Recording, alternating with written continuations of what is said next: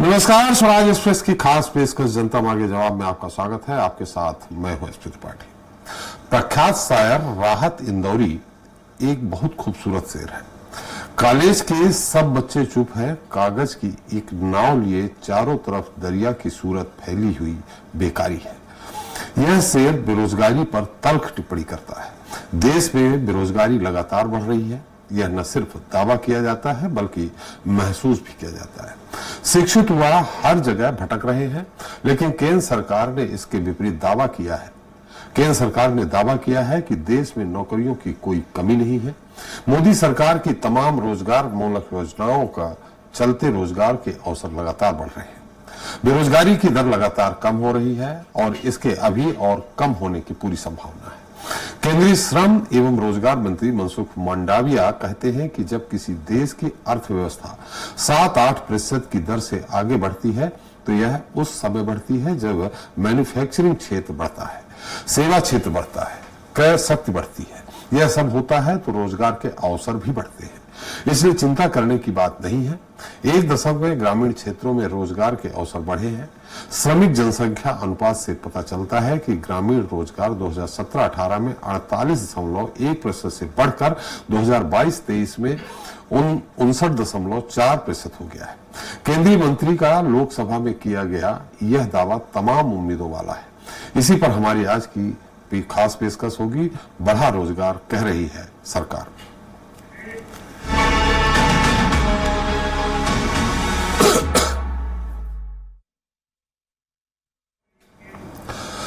तो देश के श्रम और रोजगार मंत्री डॉक्टर मनसुख मांडविया ने कहा है कि देश में नौकरियों की कोई कमी नहीं है और वर्तमान सरकार के नीतिगत हस्तक्षेप के कारण देश में बेरोजगारी दर कम होकर 3.2% हो गई है।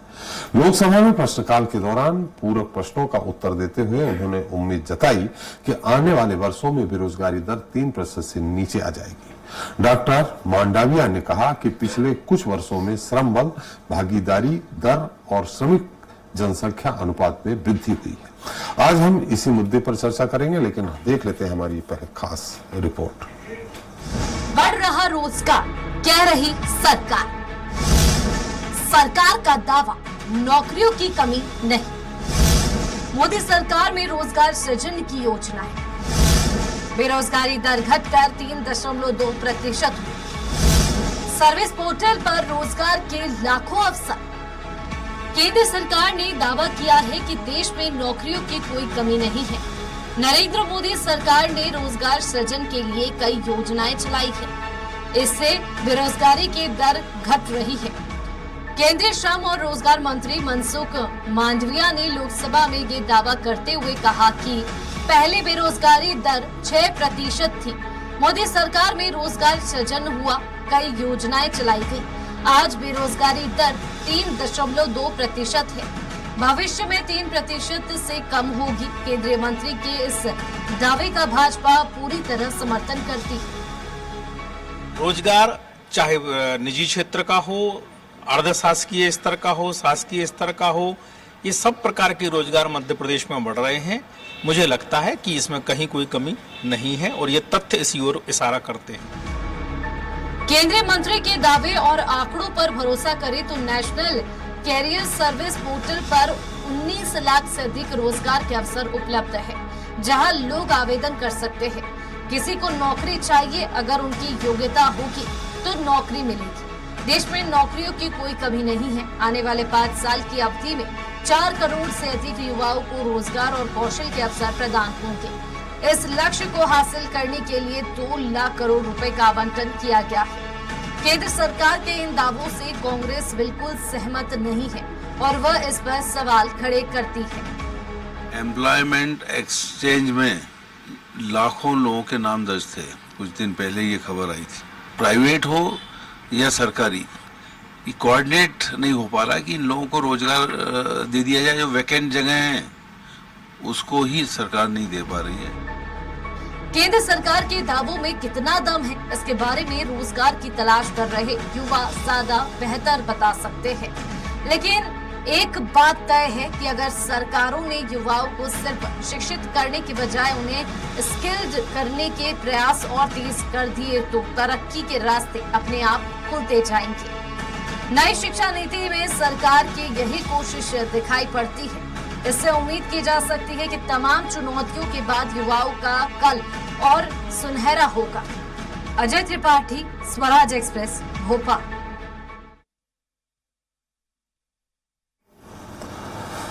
तो इस मुद्दे पर चर्चा करने के लिए हमारे साथ मौजूद है खास मेहमान है, रायपुर से कांग्रेस प्रवक्ता अजय गंगवानी जी हैं, दिल्ली से बीजेपी नेता प्रदीप बैस जी हैं, लखनऊ से सपा प्रवक्ता कपिल श्रीवास्तव जी हैं, भोपाल से बेरोजगार सेना के संस्थापक संजय मिश्रा जी हैं और भोपाल से ही हमारे संपादक अजय त्रिपाठी जी हैं। आप सभी का हमारे इस खास कार्यक्रम में बहुत बहुत स्वागत है।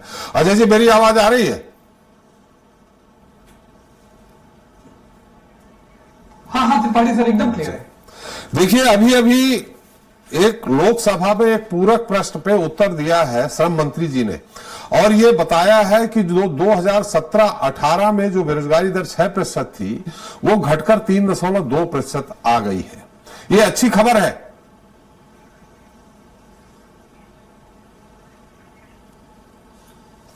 त्रिपाठी, देखिए, अगर ये वास्तविक आंकड़े होते तो सचमुच ये अच्छी खबर होती।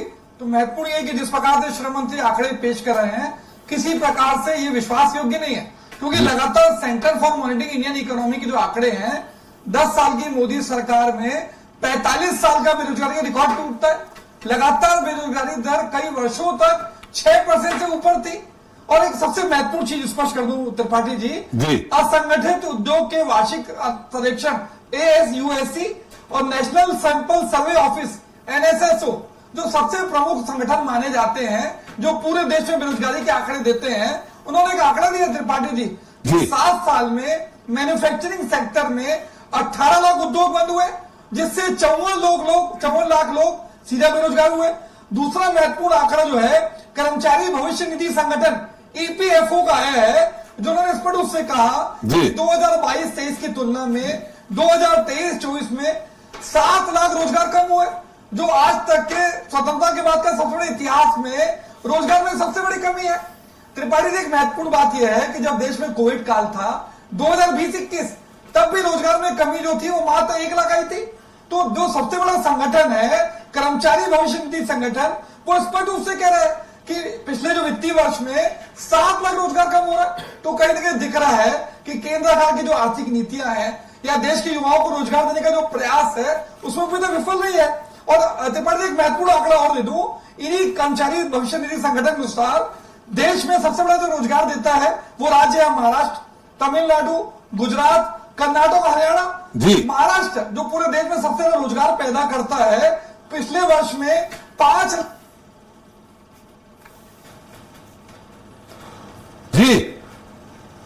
त्रिपाठी जी दे रहे हैं कि जो तो ये सारे आंकड़े त्रिपाठी जी दे रहे हैं कि जो श्रम मंत्री के आंकड़े हैं और जो संगठन है, चाहे NSSO हो या EPFO या ASUSC हो, ये सारे आंकड़े इस बात के प्रमाण है कि लगातार देश में बेरोजगारी बढ़ी है। आज ये वही मोदी सरकार है त्रिपाठी जी, जो 2 करोड़ रोजगार का दावा करती रही। आज 10 सालों में 20 करोड़ रोजगार मिलने चाहिए थे। हमारी यूपीए सरकार ने 23 करोड़ लोगों को गरीबी रेखा से बाहर निकाला, जबकि केंद्र सरकार की गलत आर्थिक नीतियों के चलते 27 करोड़ लोग गरीबी रेखा से निकल नीचे आ जाते हैं। जो CMI का आंकड़ा आया है, देश के 97% लोगों की आय कम हो रही है। और देखिए, महत्वपूर्ण बात यह है कि जिस प्रकार से हमने ताजा उदाहरण देखा त्रिपाठी जी कि नीट की परीक्षा का जो प्रश्न था वो बाहर निकल जाता है। आज पिछले 7 सालों में 70 पेपर आउट हो जाते हैं, जिसपे 2 करोड़ युवाओं के भविष्य में प्रश्न चिन्ह लग रहा है। तो दूसरा महत्वपूर्ण आंकड़ा कि आज देश की संसद में यही केंद्र की मोदी सरकार स्वीकार करती है। गंगवानी साहब, अकेले सरकारी रोजगार नहीं, प्राइवेट रोजगार की भी बात हो रही है। मैं उसकी बात भी कर देता हूं, बहुत अच्छी बात की त्रिपाठी जी। एक महत्वपूर्ण आंकड़ा दे दूं, हमारे देश का जो अभी आम बजट आया उसके कुछ समय पहले एक महत्वपूर्ण आंकड़ा आया कि भारत देश में सबसे ज्यादा रोजगार जो देता है वो MSME सेक्टर है, जो लगभग पूरे देश में त्रिपाठी जी 11 करोड़ रोजगार देते। और एक जो महत्वपूर्ण आंकड़ा आया है कि MSME सेक्टर 90% स्थापना के 3 साल के अंदर बंद हो जा रहा है। इसका कारण क्या है कि आज केंद्र सरकार को जो समर्थन देना चाहिए, उनको जो रियायतें देना चाहिए, जो सब्सिडी देना चाहिए, उसमें पूरी तरह विफल नहीं है। तो आप 11 करोड़ रोजगार देने वाले एमएसएमई सेक्टर को अगर आप ऑक्सीजन नहीं देंगे, मदद नहीं देंगे, तो कहीं ना कहीं यही कारण है कि जो 45 साल का रिकॉर्ड टूटता है। आज देश में ऋण की बात करूं, आज 2014 में देश में ऋण था त्रिपाठी जी 55 लाख करोड़, जो बढ़ के हो गया 165 लाख करोड़। मतलब आप 10 सालों में देश के ऋण 3 गुना कर देते हैं। त्रिपाठी जी, न केवल आप, मैं यहां बैठा प्रत्येक व्यक्ति 1,13,000 देश के प्रत्येक व्यक्ति में ऋण है। क्या इसको आप देश का विकास मानेंगे? भुखमरी इंडेक्स में भारत, पाकिस्तान, बांग्लादेश, श्रीलंका से नीचे आ चुका है। क्या इसको आप देश का विकास मानेंगे? रुपए का मूल्य 83 के पार हो गया। यही प्रधानमंत्री जी कहा करते थे कि जिस देश का रुपए का मूल्य जितना गिरता है, देश की सरकार उतनी भ्रष्ट होती है। क्या भाजपा के मेरे प्रवक्ता मित्र स्वीकार करेंगे? चल लगातार गंगवानी साहब, आपके बहुत सारे आंकड़े हैं। भुखमरी इंडेक्स की बात करो, गंगवानी साहब आपने बात करो, गंगवानी साहब आपने बहुत सारे आंकड़े दे दिए। प्रदीप बैस जी दिल्ली से सुन रहे हैं, नोट भी कर रहे हैं वो, तो हम इसके बाद आपके पास आएंगे, आप और आंकड़े दीजिएगा, उसका उत्तर ले लें, नहीं तो वो भूल जाएंगे इसके बाद।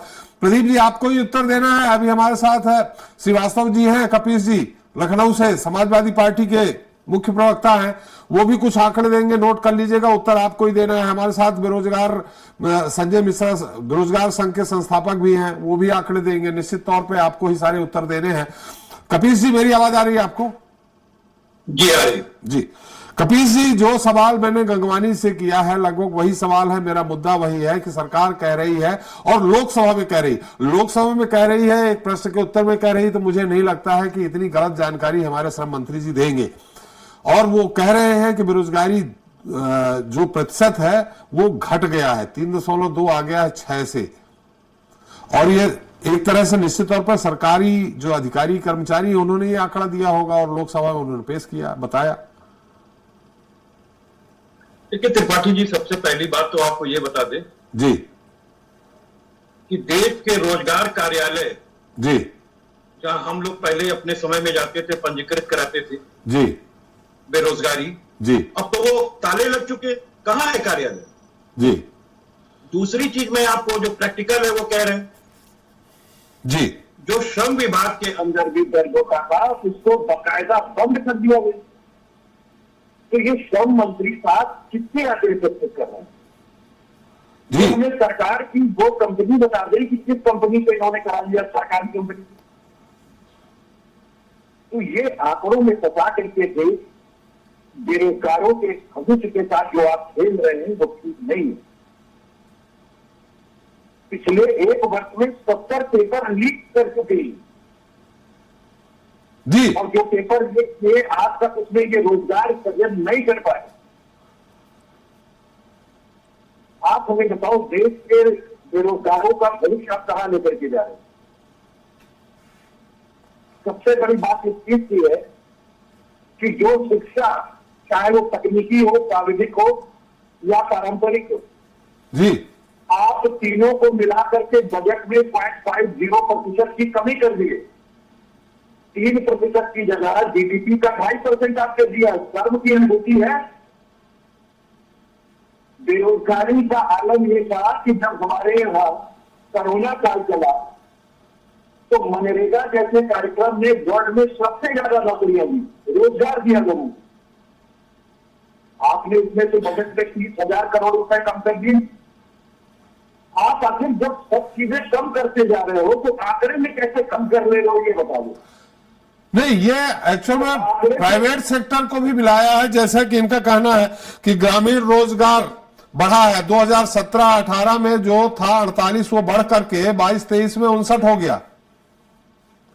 त्रिपाठी जी, आपने बड़ा अच्छा किया कि बीच में एक बात कही जी, ग्रामीण रोजगार सबसे ज्यादा मनरेगा से प्राप्त हो रहा था। जब 30,000 करोड़ का आपने बजट कम कर दिया और इस बजट में बढ़ाया भी नहीं और घटाया भी नहीं, तो रोजगार आपने ग्रामीण में बढ़ा कैसे दिया? ये आंकड़े कहां से लाए? और प्राइवेट कंपनियों में जो भारी उद्योग हैं, जिसके कारपोरेट टैक्स में आपने पहले कोरोना काल में 30% की छूट की, फिर आप उसके बाद भी आज इस बजट में 5% की छूट की, लेकिन एमएसएमई को आपने क्या किया जो सबसे ज्यादा रोजगार मुहैया कराता है? जी, भारी उद्योगों में कभी भी रोजगार जो है इतना सृजन करने की शक्ति नहीं होती है। क्योंकि वहां ज्यादा काम जो होता है, जो बड़ी बड़ी फैक्ट्रियां हैं उसमें जो ऑटोमेटिक मशीनों से होता है, कितना मैन पावर को आप घटा देते हैं। तो ये तो मुझे बता दें कि किस प्राइवेट कंपनियां ने श्वेत पत्र ये जारी कर दे, मुझे मान लिया तो आपको तो बकायदा श्वेत पत्र जारी करना चाहिए था कि A4 के पास कितनी नौकरियां सीजन हुई, A2 के पास कितना नौकरियां, आप A+A2 गंभीर हो गया। क्योंकि हमारे यहाँ तो संसद में जो चेयरमैन साहब उन्होंने कह दिया कि नाम मत लीजिए अदानी अंबानी का, जी तो अब हमें A1 ही चाहिए। आप हमें बता दीजिए और जो है वो T1 में कितना आया, B1 में कितना आया। तो मैं तो ये पूछ रहा हूँ, ये लोग बताने कितने लोगों को रोजगार दिया। इन्फोसिस की अपनी चीज कह रहा है कंपनी की हमारे यहाँ रोजगार घटा है। 50,000 जो बाहर की कंपनियां थी वो भाग चुकी है कोरोना काल से लेकर अभी तक। और चाइना की जो कंपनियां भागी उसको जो है भाजपा के शासनकाल में देश में लाया नहीं जा सका, वो मतलब श्रीलंका चली गई या बांग्लादेश चली गई। तो ये फिगर क्या कर रहे हैं? जब आप याद कीजिए कि भाजपा के पहले रिजिम के अंदर ऑटो सेक्टर में मंदी का दौर आया, तमाम 4 कंपनियां भाग पड़ी हुई सेवरवेट जैसी कंपनियां भाग गई, जो विश्व की नामी कंपनियां, जिसमें 50 लाख रोजगार कम हो गए थे। आप मुझे बताओ कहां जमा दिया आपने? जब आपने गलत तरीके से GST लगाई, उससे तमाम उद्योग प्रभावित हुए। कोरोना काल के अंदर जो है 2 लाख MSME कंपनियां बंद हो गई, क्योंकि आपने उनको जो है बिजली तक में राहत नहीं दिया। फिक्स चार्ज आपने लिया है, बंद MSME से आपने फिक्स चार्ज तक लिया और आपने EMI को उनके आगे नहीं किया, जिससे वजह से क्लोजर करना पड़ा। तो भारी घाटा अगर कहीं हुआ है तो ये रोजगार। कपिल जी, कोरोना काल में अकेले हिंदुस्तान नहीं, पूरे देश में, पूरे विश्व में ये स्थिति बनी थी बेरोजगारी वाली। कोरोना काल में अकेले हिंदुस्तान की बात नहीं है। त्रिपाठी जी, एक बात मैं फिर भी आपको कह रहा हूँ, पूरे विश्व का रिसर्च है, विश्व ने इस बात को कहा कि जो मनरेगा जैसा कार्यक्रम था देश में, उसमें कोरोना काल में भी तमाम रोजगार सृजन किया और देश की कृषि ने GDP को उठाया है। क्या इससे इनकार कर देंगे? और मैं एक बात पूछता हूँ, ये तो आंकड़ों की फोर्जरी करने वाली पार्टी है जो GDP भी गलत तरीके से निकालती है। भाई मैं तो ये पूछता हूँ कि अगर आधार वर्ष में आप परिवर्तन कर दोगे, ऑर्गेनाइज सेक्टर की चीज बास्केट आपका मुझे चीज अनऑर्गेनाइज सेक्टर में रख दोगे, अनऑर्गेनाइज सेक्टर की चीज ऑर्गेनाइज सेक्टर का भाग दे दोगे, तो GDP को आप फर्जी उठाई लोगे। और ये बात तो इनके वित्त मंत्री पूर्व जयपाल सिन्हा जी ने भी कही थी जी। और अमेरिका के मोदी साहब जो बहुत बड़े इकोनॉमिस्ट हैं, उन्होंने भी इस बात को उठाया जी। और इसका जवाब भारतीय जनता पार्टी के पास नहीं है। क्यों होगा? जब ऑटो सेक्टर की मंदी के अंदर हमारी वित्त मंत्री जी कहती है कि ओला ओवर के आ जाने से जो है ऑटो सेक्टर में जो है वो मंदी का दौर आ गया। प्याज अगर महंगा हो गया, लहसुन अगर महंगा हो गया, तो मेरी तरह तुम भी खाना छोड़ दो। चलिए, वित्त मंत्री से क्या उम्मीद करते हैं जिसके पति ही हमको न कराते हो, और उनके पति का इकोनॉमिक्स है। बाजू उन्होंने कहा कि हमारी मिसेज को ABCD नहीं आती है इकोनॉमिक्स की जी, और वो वित्त मंत्री ये देश का ये सौभाग्य है जी। जिसके परिवार के लोग उनसे संतुष्ट नहीं है, जो परिवार की अर्थव्यवस्था नहीं चला पाई, उनके हवाले एक मोदी साहब है जो अपने परिवार को नहीं चला पाए, वो देश की अर्थव्यवस्था हाथ में रख दी। जी कपिल जी, इस वजह से देश नहीं चल पा रहा। बिल्कुल कपिल जी, मैं आपके पास फिर से आता हूं। हमें जब आपने कई बातें कही हैं, आप देखते हैं कि बीजेपी नेता हमारे साथ प्रदीप बैस जी दिल्ली से हैं, वो आपके इन आंकड़ों का क्या जवाब देते हैं प्रदीप जी। लेकिन इन आंकड़ों का जवाब देने से पहले हमारे सौरभ मिश्रा जी हमारे साथ हैं, जो संस्थापक हैं, बेरोजगार सेना बना रखी है इन्होंने एक भोपाल में, और ये बेहतर बता देंगे। आंकड़े ठीक है, आपके आंकड़े सही हैं, हमारे श्रम मंत्री जो आंकड़े प्रस्तुत किए वो सही है, या हमारे कपिल जी जो कह रहे हैं, गंगवानी जी जो कह रहे हैं, ये सही है। संजय जी, आपने अनुभव किया है, क्या लगता है आपको? देखिए, स्पष्ट तौर पर अगर मैं बोलूं तो ये सरकार का सिर्फ एक ही काम है, झूठ बोलो, बार बार बोलो और सुबह शाम बोलो। सरकार की नियति नहीं है रोजगार देने की, क्योंकि आंकड़ों की बाजीगरी कोई इनसे सीखे करना। सबसे ज्यादा गर्व की बात है कि हमारा जो देश है वो युवाओं का देश है, लेकिन सबसे भयावह स्थिति यह है कि सबसे ज्यादा बेरोजगारी वाला देश हमारा भारत देश है। यहाँ मध्य प्रदेश की ये बात, कोई आंकड़े हैं आपके पास? बिल्कुल है आंकड़े। मैं मध्य प्रदेश की बात करूं, नहीं, हम पूरे देश की बात कर रहे हैं। पूरे देश की बात करूं तो पूरे देश भर में जी। जैसे गंगवानी जी ने बताया कि कोविड पिछले 7 वर्षों में लगभग 18 लाख से ज्यादा जी छोटे बड़े जो उद्योग थे बंद हुए, और लगभग जो है 50 से 54 लाख युवाओं के रोजगार गए। और वो युवा आजकल जो ये आंकड़े आ रहे हैं कि ग्रामीण रोजगार घटा है, तो वो ग्रामीण रोजगार घटा क्या है, वो मजदूरी कर रहे हैं मनरेगा में जाके।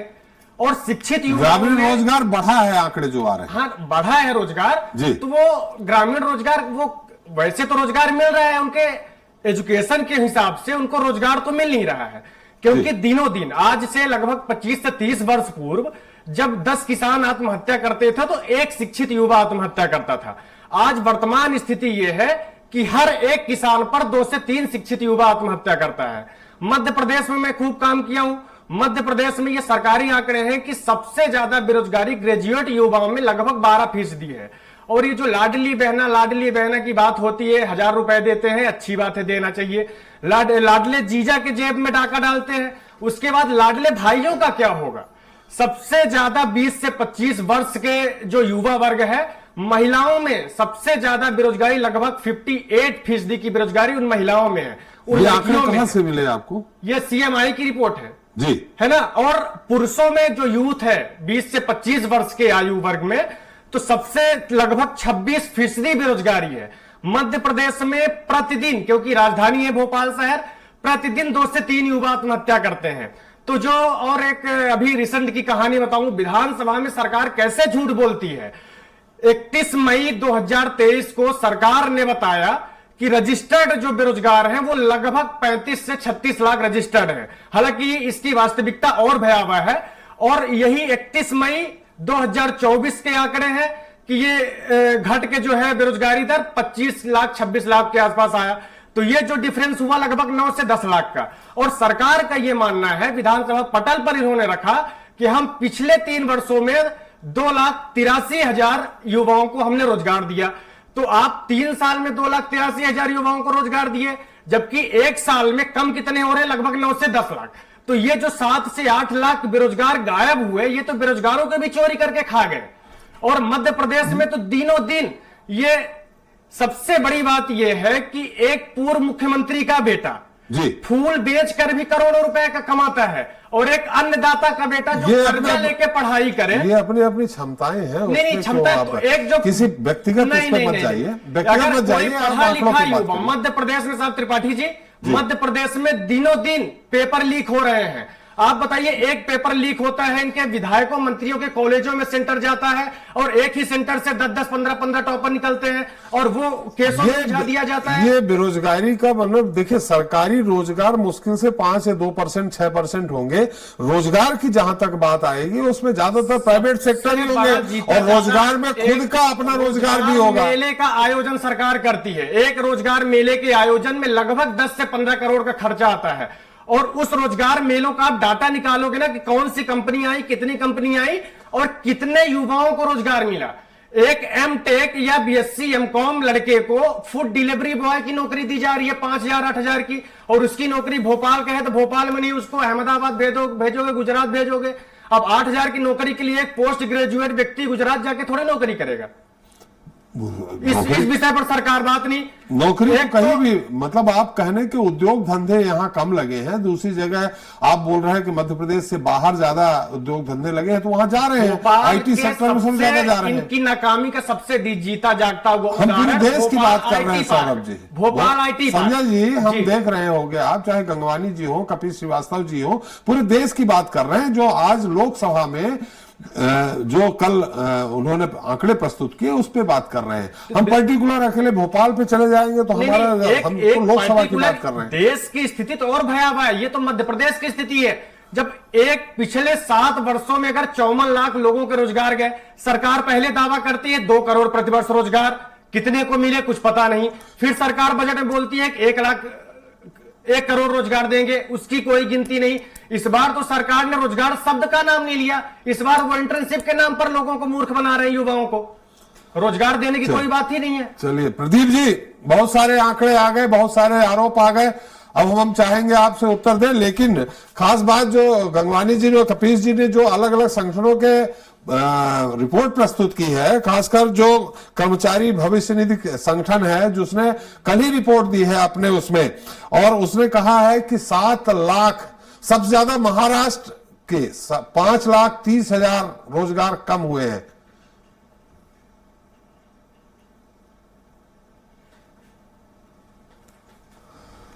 प्रदीप जी, आपकी आवाज नहीं आ रही है। सर मेरी आवाज अब आ रही है हाँ, आपको? हाँ अब आ रही है। लगता है आप बड़े गौर से सुन रहे थे, आवाज सबकी बंद करके। सर मुझे जब ये सारे वक्ता बोल रहे थे तो मेरी भी थोड़ी सी प्रॉब्लम थी, पता नहीं क्यों आज हो रही है जी। यूजुअली आपके चैनल पे होती नहीं है, लेकिन मुझे मोटा मोटा समझ में आया कि जितने भी वक्ता बोले इन सबको परेशानी है।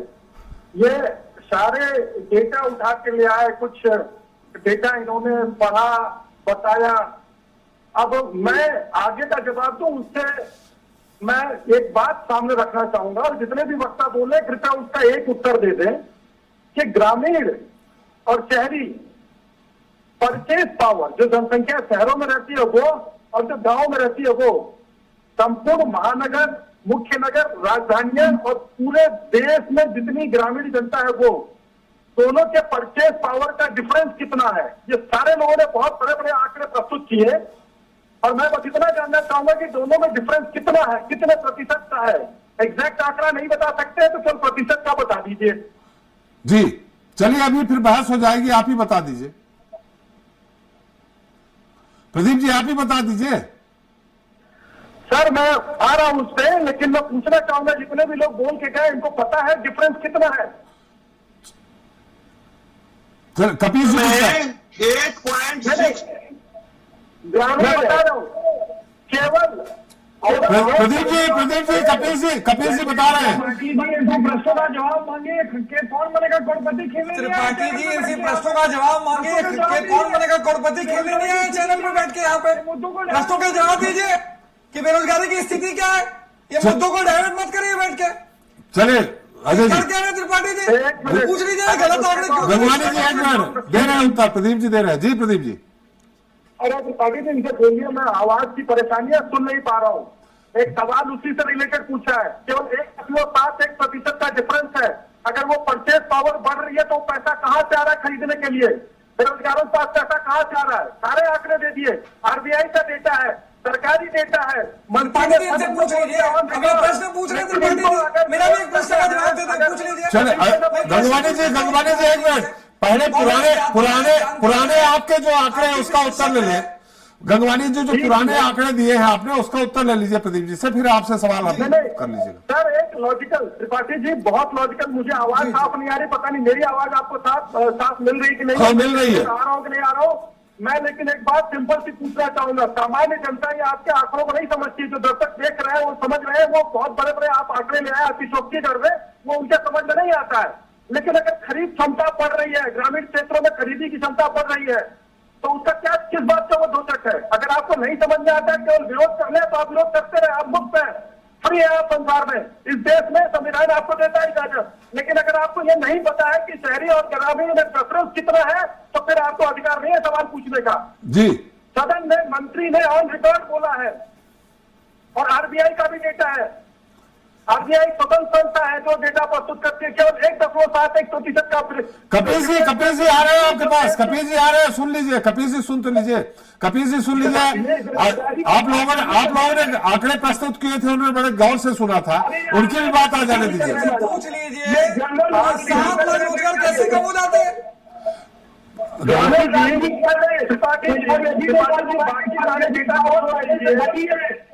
कपिल जी आप लोगों ने अपने आंकड़े, कपिल जी अपनी बात रखी थी, कपिल जी आपने बात रखी थी, बड़े ध्यान से प्रदीप जी सुन रहे थे, थोड़ी देर तो सुन लीजिए धैर्य करके। गंगवानी जी आप भी थोड़ा सुन लीजिए। झूठ बोल रहे हैं, सरेआम झूठ बोल रहे हैं,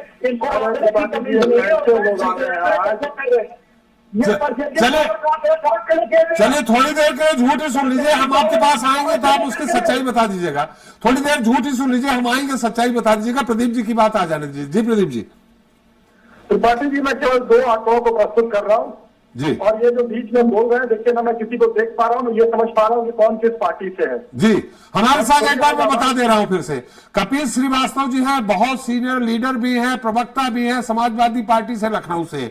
हमारे गंगवानी जी बहुत जबरदस्त आंकड़े लेके आते हैं, छत्तीसगढ़ से हैं, कांग्रेस के प्रवक्ता हैं, बहुत सीनियर लीडर हैं। हमारे साथ बेरोजगार संघ एक बनाया हुआ है सौरभ मिश्रा जी ने भोपाल में, जो बेरोजगारों के लिए ही काम करते हैं, वो है साथ में, और हमारे संपादक है साथ में अजय त्रिपाठी जी। जी ठीक है सर, यानी समाजवादी पार्टी, कांग्रेस पार्टी और बेरोजगार संघ के भाई हैं, उनको पहली बार जान रहा हूँ, समझ रहा हूँ जी।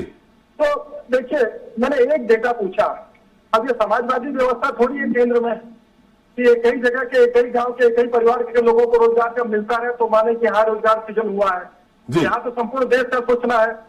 और कांग्रेस की रही बात, जो मित्र छत्तीसगढ़ झारखंड के नेता है कांग्रेस के, वो किस प्रकार से डेमोग्राफी बदल रहे हैं, जिस प्रकार से डेमोग्राफी बदल रहा है, उसमें भारत सरकार का, विश्व की सरकारें भी उनको संपूर्ण रोजगार नहीं दे पाएंगी। तो इंडिया और बांग्लादेश, छत्तीसगढ़ के, झारखंड के नहीं, छत्तीसगढ़ के प्रदीप जी, छत्तीसगढ़ के। अच्छा, छत्तीसगढ़ के। जी देखिए, जो भी हो, लेकिन झारखंड भी एक महत्वपूर्ण मुद्दा है, जहां पे मैं अभी 5 सेकंड लूंगा, फिर वापस मुद्दे पे आता हूँ कि जहां डेमोग्राफी चेंज हो रही है, डेमोग्राफी चेंज की जा रही है और कांग्रेस उसमें सहयोगी दल है, तो उसको कहां से चैन की बंदी सुनाई देगी? चलिए प्रदीप जी बिंदु पे आ जाइए, विषय पे आ जाइए प्रदीप जी, विषय पे। त्रिपाठी जी, 46 मिलियन जॉब वर्ष 23-24 में सृजित हुए हैं, और ये सरकार का नहीं, आरबीआई का डेटा है। अगर इनको इसके डेटा में कोई शक शुबा है, आरबीआई ये डेटा देता ही नहीं है, एसबीआई देता है। अगर आप आरबीआई का कह रहा हूं मैं, आरबीआई का कह रहा हूँ, आरबीआई डेटा नहीं देता है। चैनल पे बैठ के झूठ बोल रहे हैं, जब आप झूठ बोल रहे हो, क्या भाजपा के कार्यालय में बैठ के निर्णय लेंगे? सुन तो लीजिए गंगवानी जी, आप अब खंडन कर दीजिएगा ना, बहुत थोड़ा प्रदीप जी संक्षेप में आंकड़े दीजिए। सर, मैं कह रहा हूँ 46.7 million job reserve bank of India के डेटा में ये निकला है, जो कि सत्र 23-24 में 31 मार्च 2024 तक का जो डेटा आरबीआई ने जारी किया, उसमें ये निकला है। अब अगर इनको कंट्राडिक्ट करना है, देखिए हम कितने भी लॉजिक दे ले, सरकार कितने भी डेटा प्रस्तुत कर ले, इनकी नियत ही नहीं है उसको सुन के समझने की। और वर्तमान बजट में जो रोजगार सृजित करने का आया है, इनसे पूछ लीजिए अर्ध बेरोजगारी या संपूर्ण बेरोजगारी में डिफरेंस क्या होता है। आ जाए सवाल करने के लिए, अर्ध बेरोजगारी एक टर्म होता है और संपूर्ण बेरोजगारी एक दूसरा टर्म होता है, दोनों के बीच का अंतर बता दीजिए, फिर मैं चर्चा को आगे बढ़ाता हूँ। चलिए, केवल झूठ बोल के अफवाह फैलाने के लिए अगर आप सरकार को घेरेंगे तो यह स्वीकार नहीं होगा। आपको सरकार द्वारा प्रस्तुत डेटा पे कोई भी लेना देना नहीं, आप उसे मानेंगे ही नहीं, तो कौन समझा सकता है आपको? चले, पूरा विश्व कहता है ये सरकार झूठों की सरकार है। चलिए कपिल जी एक मिनट करके लोगों को डिजिटल प्रदान कर रही है, तैयारी करिए।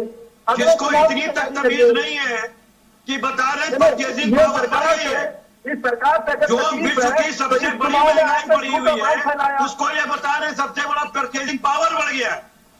जी चले आप बताओ ये किस तरीके की कंट्राडिक्शन वाली बातें कर रहे हैं? ऐसे लग रहा है जैसे बच्चों से हम लोग बैठ करके और संवाद कर रहे हैं। प्रदीप जी, अरे बच्चे नहीं है, बड़े हो चुके हैं, समझ रहे हैं ना, बच्चे नहीं है। आप माइक्रो इकोनॉमिक्स नहीं बताओ सकल घरेलू उत्पाद कैसे निकालते हैं, बताओ सकल घरेलू उत्पाद कैसे निकालते हैं, आप बताइए जनता को मूर्ख मत कैसे बनाइए। निकाला जाता है सकल घरेलू उत्पाद, मुझे बताइए कैसे निकाला जाता है जीडीपी, आपके समझ में ना देश की जीडीपी कैसे निकाली जाती है। बेरोजगारी अभी तुम्हें निकलवा देते हैं कायदे से। सुनिए, इकोनॉमिक्स मालूम है, एबीसीडी मालूम है क्या इकोनॉमिक्स की? चले एक मिनट प्रदीप जी गंगवानी जी, कपिल जी, मैं आ रहा हूँ आप लोग पास, मैं आप लोग पास आ रहा हूँ। एक बार हमारे संपादक अजय त्रिपाठी कोई टिप्पणी करना चाहते हैं। अजय जी थोड़ा सुन लीजिए, हम आपके पास फिर आ जाएंगे गंगवानी जी और आप। जी अजय जी। देखिए, मैंने सबको सुना, कांग्रेस सपा और भाजपा को सुना, बेरोजगार सेना को सुना, बड़ा एक डाटा तो सब दे रहे हैं। सपा ने भी डाटा की बात की है, कांग्रेस ने भी डाटा पे बात की है, संजय जी ने भी डाटा पे बात की है और बीजेपी भी डाटा पे बात कर रही है। जब उनके डाटा पे आपको भरोसा नहीं करना तो आपके डाटा पे भरोसा कैसे करने? बड़ा सिंपल सा बात होती है कि अगर सरकार के डाटा जो प्रदीप जी बात कर रहे हैं उस पर अगर हम भरोसा नहीं करेंगे तो सपा जो डाटा दे रही है उस पर कैसे बात करोगी, गंगवानी जी डाटा दे रहे उस पर कैसे बात होगी?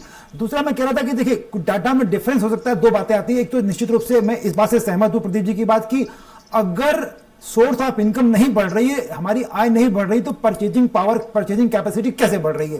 और परचेजिंग कैपेसिटी जब बढ़ती है जीडीपी उससे बढ़ती है, मुझे भी थोड़ी बहुत इकोनॉमिक्स आती है। परचेजिंग पावर बढ़ने का मतलब क्या, जीडीपी हमारी बढ़ रही है।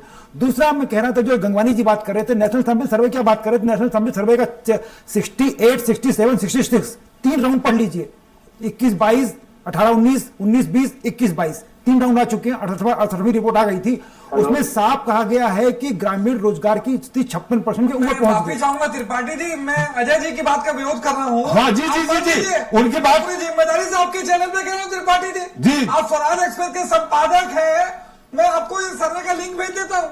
ये आंकड़े कांग्रेस के नहीं है, ये आंकड़े एनएसएसओ के हैं, ये आंकड़े एसयूएससी के हैं, जो पूरे देश में बेरोजगारी के आंकड़े देते हैं, जो सबसे ऑथेंटिक आंकड़े माने जाते हैं। वो तो दिए जा रहे हैं वो कांग्रेस के आंकड़े नहीं है। नहीं, मैं मनसुख मांडविया, अरे भाई साहब, मैं मनसुख मांडविया ने आंकड़ा वो तो मांग रहा है कि 6% की महंगाई सर्वे करता है भाई, वो भी तो मान रहे हैं। जो रिपोर्ट कल लोकसभा में जो रिपोर्ट पेश हुई उसमें भी कहा गया है कि 6% की 18 में 6% घट के 3.2% अब आ गई है। एनएसएसओ के आंकड़े में विश्वास नहीं करते, आप आज चैनल में बोल दीजिए कि आपको एनएसएसओ के आंकड़े में भरोसा नहीं है। मैं भी तो आपसे एनएसएसओ के, मैं भी तो सर एनएसएसओ के आंकड़ों में बात कर रहा हूँ कि 3 रिपोर्ट एनएसएसओ की 3 रिपोर्ट देखिए, 67। मैं बात जानना चाह रहा हूँ कि आपके चैनल के संपादक एनएसएसओ के आंकड़े में प्रश्न चिन्ह लगा रहे हैं क्या, ईपीएफओ के आंकड़े में प्रश्न चिन्ह लगा रहे हैं? अरे भाई प्रश्न चिन्ह लगा रहे, मैं तो आपसे कह रहा हूँ कि एनएसएसओ की 3 रिपोर्ट देखिए। गंगवानी जी एक मिनट, गंगवानी जी मैं आ रहा हूँ आपके पास, संक्षेप में अजय जी। मैंने सिर्फ ये कहा कि एनएसएसओ की 3 रिपोर्ट पढ़ी है। 18 लाख। गंगवानी जी सुन तो लीजिए, गंगवानी जी वो बोल रहे हैं 3 रिपोर्ट के बारे में बात कर रहे हैं। 66, 67, 68 3 राउंड पढ़ लीजिए, आपको अपने आप डिफरेंस दिख जाएगा। एक रिपोर्ट, 1 साल की रिपोर्ट के आधार पर हम कोई आंकड़ा नहीं कह सकते। अगर पुराने आंकड़े से कंपेयर करें, सर पुराने आंकड़े से कंपेयर करें, मैं आपसे ऐसे निवेदन कर रहा हूं कि 66वीं रिपोर्ट, 67वीं रिपोर्ट और 68वां राउंड तीनों को पढ़ लीजिए। चलिए जी जी गंगवानी जी। त्रिपाठी जी, मैं आपको लिंक शेयर कर देता हूँ व्हाट्सएप में, नंबर लेके त्रिपाठी जी से। दैनिक भास्कर का हेडलाइन की न्यूज है। जी जी। अरे भाई मैं कहां मना कर रहा हूँ, वो 7 सालों में बंद होते हैं, 14 लोग बेरोजगार हो गए। अरे भाई मैं तो आपसे मैं भी आपसे 3 राउंड को कंपेयर करने की बात कर रहा हूं। मैं कहां मना कर रहा हूं कि आप सही गलत बोल रहे हैं। मैं आपसे कह रहा हूं वो ये नहीं कह रहे कि आप गलत बोल रहे हैं, वो बोल रहे हैं 3 रिपोर्ट आप पढ़िए, 3 साल की रिपोर्ट पढ़ के तीनों राउंड जो आते हैं, 3 राउंड को पढ़ के एनएसएसओ की कंपेयर कर लीजिए। जी जी गंगवानी जी। जी गंगवानी साहब, मेरे को समझ दीजिए। देखिए मैं 4 चीजें कहना चाह रहा हूँ, थोड़ा संक्षेप में। कहीं ना कहीं ये दिख रहा है, एक महत्वपूर्ण चीज मैं कहना चाह रहा हूँ त्रिपाठी जी आपके चैनल पे। जी हाँ, संक्षेप में कह रहा हूँ। देखिए जो सीएमआई की रिपोर्ट आई है, देश के किसान की आई है त्रिपाठी जी 27 रुपए प्रतिदिन, इनके पूंजीपति मित्रों के आए 1600 रुपए प्रतिदिन। तो ये जो परचेसिंग पावर की बात कर रहे हैं प्रदीप बहस जी, ये परचेसिंग पावर बढ़ा इनके पूंजीपति मित्रों का। दूसरी महत्वपूर्ण बात, 16 लाख करोड़ रुपए आप पूंजीपति मित्रों का राइट ऑफ कर देते हैं। ये वही 16 लाख करोड़ है त्रिपाठी जी, जिससे 25 साल का मनरेगा का पैसा दिया जा सकता है, जो देश की ग्रामीण अर्थव्यवस्था में सबसे ज्यादा रोजगार देने का काम करता है। 25 सालों तक किसानों की कर्ज माफी कर सकते हैं आप। और एक महत्वपूर्ण बात और कहना चाह रहा हूं, इस बार का जो बजट है त्रिपाठी जी, किसी भी देश का जो बजट है वो सिर्फ आय व्यय का ब्यौरा नहीं है, एक पॉलिसी डॉक्यूमेंट है जो डिसाइड करता है कि आने वाले एक वित्तीय वर्ष में आप देश के युवाओं को किस प्रकार से रोजगार देंगे, किस प्रकार से महंगाई कम करने का प्रयास करेंगे। मैं आपको एक बहुत महत्वपूर्ण कहना चाह रहा हूं कि जो कुल जीडीपी का 5.43% जो कृषि का बजट था, उसको घटा के इन्होंने किया 3.15%। आज देश की जनसंख्या का 60% त्रिपाठी जी कृषि क्षेत्र में आधारित है, उसके बजट को 40% घटा देते हैं, तो सीधा सीधा जो कृषि से संबंधित रोजगार है वो कम होंगे, उसकी जिम्मेदारी कौन लेगा?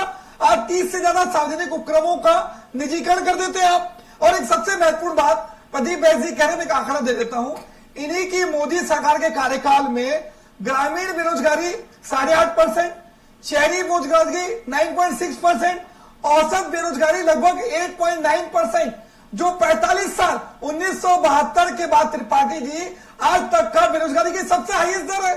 आखिर उसकी जिम्मेदारी कौन लेगा? प्रदीप जी सुन लीजिए, मैं उत्तर लूंगा आपसे। एहसास होना चाहिए था कि आप गलत आर्थिक नीतियों के कारण। जी प्रदीप जी को बोल रहा हूँ कि आपके आंकड़े 45 साल का बेरोजगारी का रिकॉर्ड तोड़ते हैं।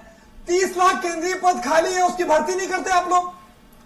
जी चलिए गंगवानी जी उत्तर ले लो प्रदीप जी से, फिर कपिल जी भी है हमारे साथ। तो आखिर कैसे? गंगवानी जी उत्तर ले लो। मैं आखिरी चीज कह देता हूं, आखिरी में 10 सेकंड ले रहा हूं। माननीय मोदी जी कहते हैं, मेरे को 10 सेकंड दीजिए त्रिपाठी, आखिरी के 10 सेकंड सिर्फ मैं ले रहा हूं। जी एक बहुत अच्छी बात कहना चाह रहा हूं मैं। मोदी जी कहते हैं पकोड़ा बेचना भी बेरोजगार है, आज रोजगार है। तो आज तो देश का युवा पकोड़ा बेचने की स्थिति में नहीं है। उसका कारण क्या है? 80 रुपए का तेल 200 रुपए लीटर, बेसन पे आप जीएसटी लगा देते हैं, सिलेंडर आप 400 रुपए का 1100 कर देते हैं। तो देश का युवा पकोड़ा तलने की भी स्थिति में नहीं है। तो ये दिख रहा है कि केंद्र सरकार की आर्थिक नीतियां क्या है। चलिए गंगवानी जी, कपिल जी, प्रदीप जी मैं आ रहा हूं आपके पास। कपिल जी आप कुछ बोल रहे थे प्रदीप जी के आंकड़ों को लेकर के। कपिल जी देखिए, प्रदीप जी ने तो कोई आंकड़े पेश ही नहीं किए जी, और जैसे इनके सरकार ने एसबीआई के आंकड़े हैं कि 50 लाख लोगों ने नौकरी खोजना ही बंद कर दिया है जी, और ये कह रहे हैं कि परचेजिंग पावर बढ़ी है, इसके वजह से नौकरी बढ़ी है जी। मैंने आपको कहा कि जब आपने रोजगार कार्यालय बंद कर दिए, जब आपने श्रम विभाग के अंदर जो आंकड़े आते थे उसको कलेक्ट करना बंद कर दिया, जब एमएसएमई कंपनियां जो है वो ज्यादातर बंद हो गई जो सबसे ज्यादा रोजगार देती हैं, आप मुझे बताओ परचेजिंग पावर लोग अपना अगर लोन लेकर के बढ़ा रहे हो, विदेशों के अंदर अगर कोई एनआरआईज है वो अपना यहां इन्वेस्टमेंट करता है, उससे लोगों का बढ़ता है, जो पर व्यक्ति कैपिटल इनकम में भी आप देख लीजिए अमेरिका और भारत में कितनी ज्यादा अंतर है। कहां जो है वो 20,000, कहां 2,000। तो इस तरीके का अंतर है और इनको लग रहा परचेजिंग पावर बढ़ गई। अरे परचेजिंग पावर घटी है पहले से। ये आंकड़े हैं जो मैंने आपको दिखाए हैं कि 80 लाख से घटकर 23 लाख हो गई है और ये आप गूगल सर्च कर लो, एक चार्ट निकल आएगा जी, आपको समझ में आ जाएगा। इसलिए फर्जी बातें बंद कर दीजिए। ये 80 लाख से 23 लाख परचेजिंग पावर, आपने क्या फिर से एक बार आंकड़े बताइए। 80 लाख से 23 लाख अमेरिका के अंदर पीपीपी जो है वो 80 लाख की है और यहाँ 23 लाख की है जी। आप गुणात्मक देख लीजिए दोनों का कंपैरिजन करके जी, और पहले से कम हुई है, बढ़ी नहीं है जी। महंगाई बढ़ गई है। आपकी परचेजिंग पावर महंगाई पर निर्भर करती है। अगर महंगाई बढ़ेगी तो जो लोग 100 ग्राम चीनी खरीदेंगे 1 किलो की जगह 100 ग्राम खरीद लेंगे जी। काम उनको अपने बजट में चलाना है। और हमको लगता है हमारे संपादक महोदय के घर का खर्चा घट गया है जी, और उनकी तनख्वाह अतिशय बढ़ गई है। मुझे तो ऐसा लगता है आपके घर में किसने नौकरी पाली? क्या आपके घर में नीट देने वाला कोई नहीं था? 70 पेपर लीक करके 1 वर्ष में कहां से रोजगार दे लोगे? और जहां प्राइवेट सेक्टर की आप बात कर रहे हो तो मुझे बताओ वो किसी कलेक्टिव एजेंसी आपने बैठाई है जो बता दे कि टाटा ने कितना दिया, बिरला ने कितना दिया, अंबानी ने कितना दिया, अदानी ने कितना दिया? है किसी के पास आंकड़े? या पकौड़े तलने के आंकड़े अपने जेब से लेकर के आते हैं? पंचर भी बनाने कम से कम इतना तो इनको सोचना चाहिए कि आंकड़े आप बना कहां से रहे। ये कंपनी में मैन्युफैक्चर नहीं होते हैं श्रीमान जी, और फर्जी आंकड़े दे करके आप डिजिटल किसी को भोजन नहीं दे सकते। आप बताओ हंगर इंडेक्स में भारत का नंबर बढ़ा है कि नहीं बढ़ा है? चलिए प्रदीप जी, इसका ज्यादा मौतें हो रही हैं। जी जी, प्रदीप जी मेरी आवाज आ रही है आपको? आ रही है, मैं सुन पा रहा हूँ, परेशान है, लेकिन मैंने मोटी मोटी बातें सुनी है, उनका जवाब देता हूँ मैं। लेकिन आपकी आवाज थोड़ा माइक पास कर लीजिए, गूंज रही है।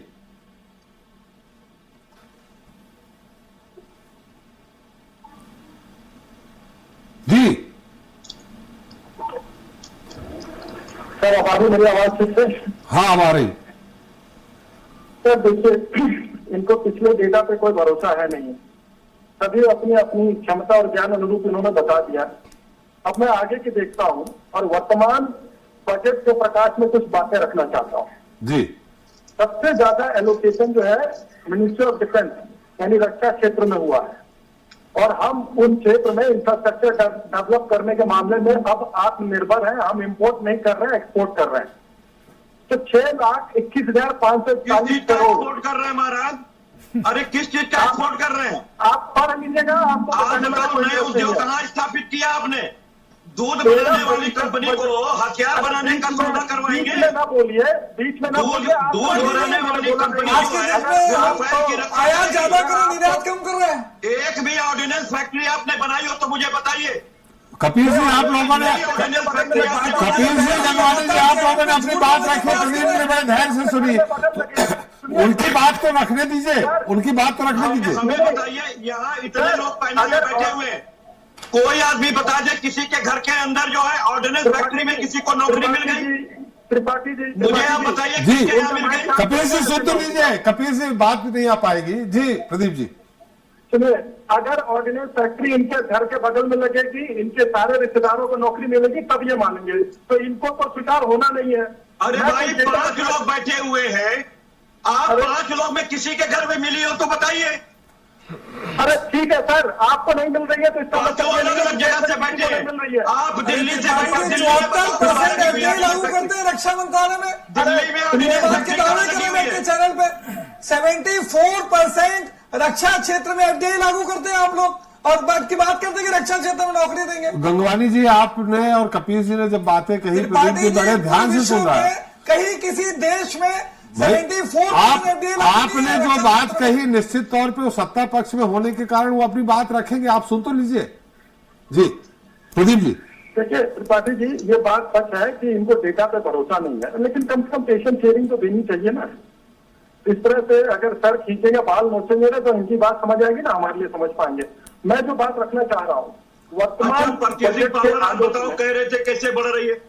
हंगर इंडेक्स में भारत ऊपर जा रहा है। हंगर इंडेक्स में आप फिर आगे कैसे जा रहे हैं?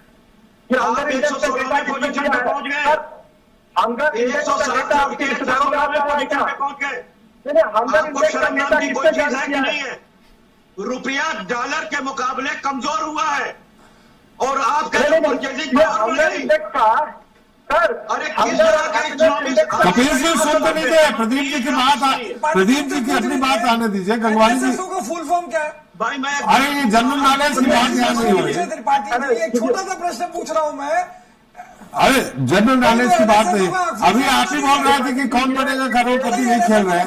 अपने अपने आंकड़े आने दीजिए, अपने अपने आंकड़े आने दीजिए। तो वही हम क्या करें, मजबूरी है त्रिपाठी जी, ये केबीसी खेल रहे हैं बैठ के चैनल पे। चलिए तो आप त्रिपाठी जी, बस एक चीज मैं भी बोलना चाहूंगा कि आंकड़ों की बाजीगरी हो गई, लेकिन जो ये बेरोजगारी है, जो वर्तमान स्थिति है और जो तड़पता हुआ युवा है, उनके लिए क्या ऐसी चीजें की जाए कि नए रोजगार के सृजन हो, इस विषय पर भी चर्चा होनी चाहिए।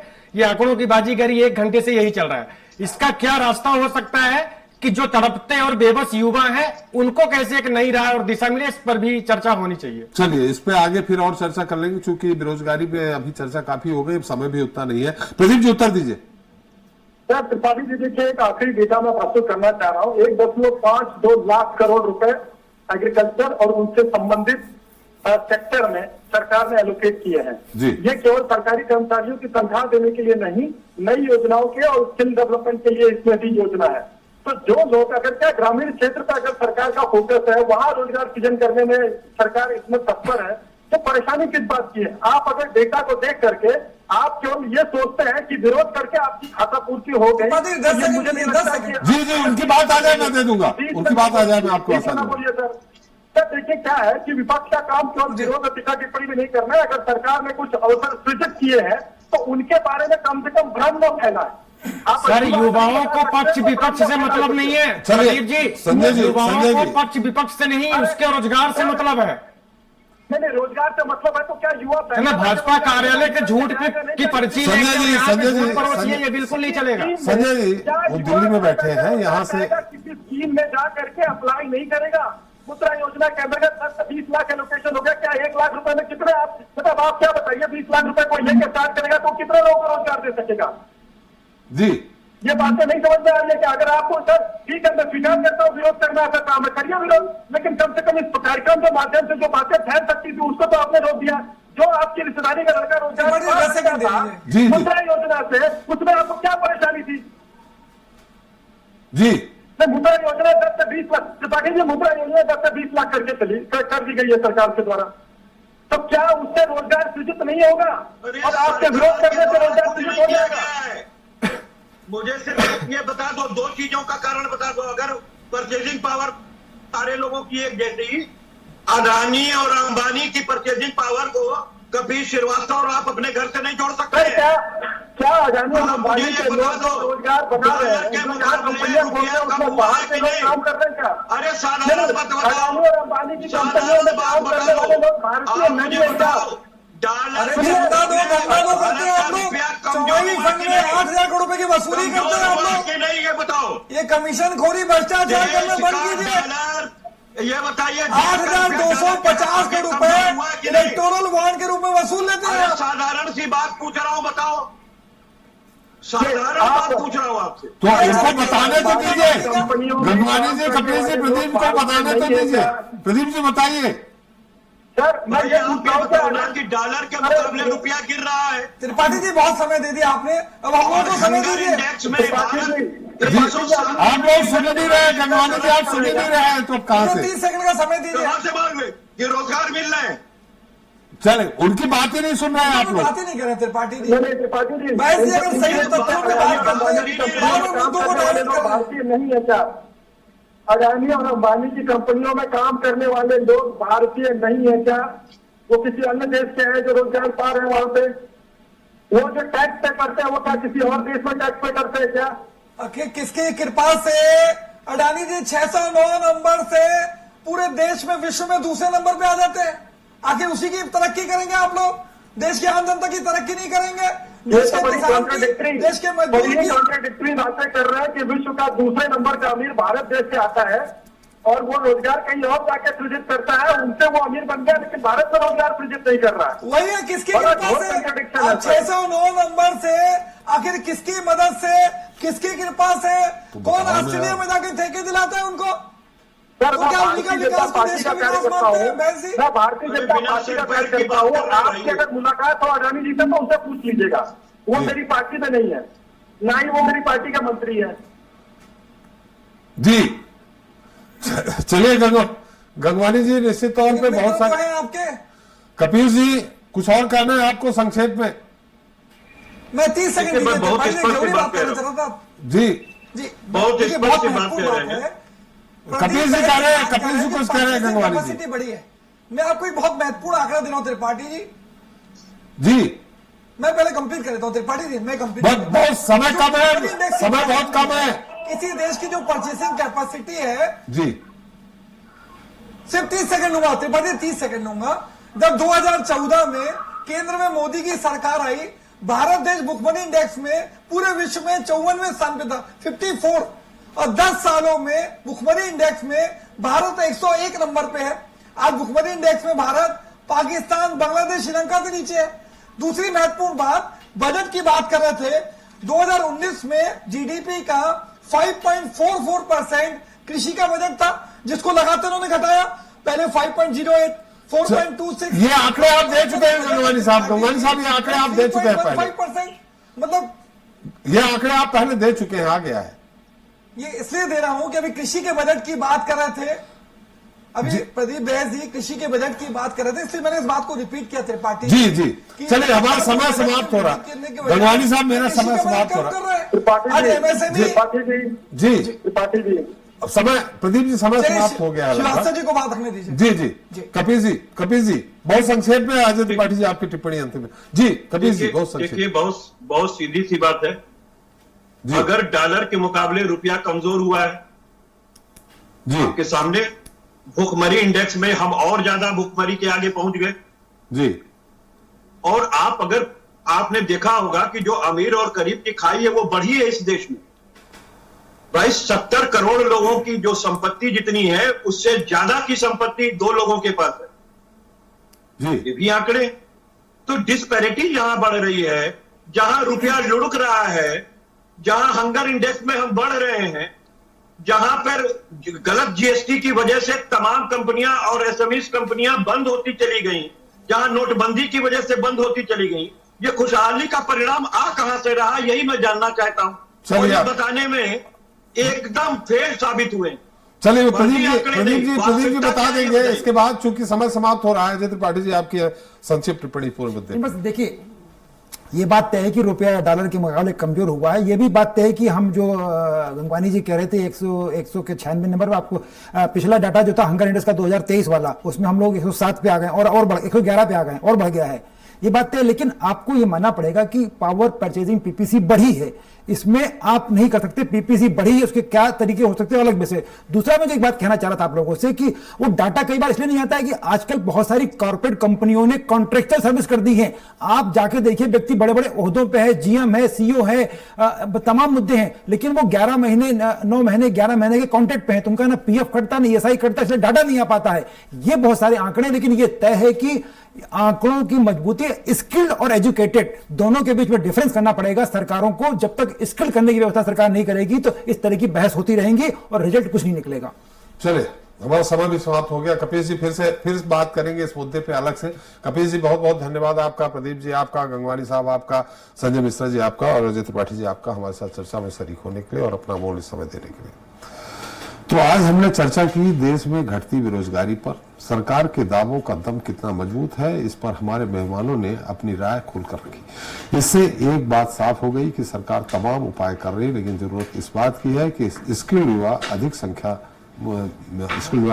में मिल सके। अगर कौशल उन्नयन पर ज्यादा ध्यान दिया जाए तो बेरोजगारी को और कम किया जा सकता है। सिर्फ सरकारी नौकरियों को रोजगार मान लेना अब सही नहीं ठहराया जा सकता। बहरहाल आज के लिए इतना ही। नमस्कार।